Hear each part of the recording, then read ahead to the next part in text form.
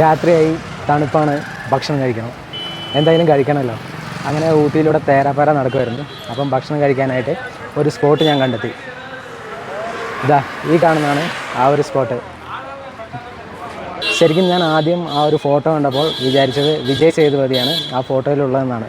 പിന്നെ സൂക്ഷിച്ച് നോക്കിയപ്പോഴാണ് മനസ്സിലായത് അത് വേറെ ആരോ ആണെന്ന്. ജൂനിയർ കുപ്പണ്ണ അത്യാവശ്യം നല്ല സീറ്റിംഗ് കപ്പാസിറ്റിയുള്ള ഹോട്ടലാണ്.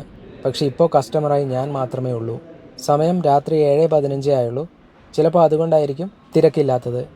ഇവരുടെ ഫേമസ് ഐറ്റം ബിരിയാണിയാണ്. മട്ടണും ചിക്കണും ഉണ്ട്. ഞാൻ ചിക്കൻ ബിരിയാണിയാണ് ഓർഡർ ചെയ്തത്, അതും ഹാഫ് ബിരിയാണി. ഹാഫ് ബിരിയാണിയുടെ വില 190 രൂപയാണ്. റേറ്റ് പ്രീമിയമാണ്. ഊട്ടിയിൽ എങ്ങനെ ഫുഡ് അത്യാവശ്യം എക്സ്പെൻസീവാണ്. ചിക്കൻ ബിരിയാണിക്ക് സൈഡായി ഗ്രേവിയും സാലഡുമുണ്ട്.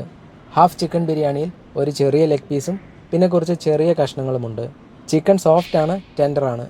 ബിരിയാണി റൈസ് സ്പൈസിയാണ്, ഓവർ സ്പൈസി അല്ല, ഒരു നോർമൽ സ്പൈസി.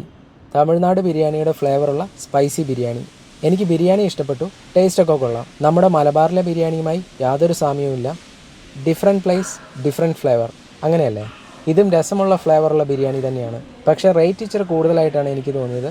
190 രൂപയ്ക്കുള്ള ബിരിയാണി ഉണ്ടോ എന്ന് എനിക്ക് ഡൗട്ടാണ്.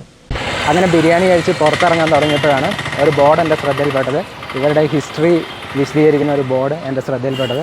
അപ്പോഴാണ് എനിക്ക് മനസ്സിലായത് ഞാൻ കഴിച്ചത് കൊങ്കു സ്റ്റൈൽ ബിരിയാണിയാണെന്ന്. അപ്പോൾ കഴിച്ച ബിരിയാണി കൊങ്കു സ്റ്റൈലാണ്. കൊങ്കു സ്റ്റൈൽ ബിരിയാണി ഇച്ചിരി സ്പൈസി ആയിരിക്കും. അത് മാത്രമല്ല എനിക്ക് മനസ്സിലായത് ഈ ഒരു ബിരിയാണി അത്യാവശ്യം ഫേമസ് ആയിട്ടുള്ള ബിരിയാണിയാണ്.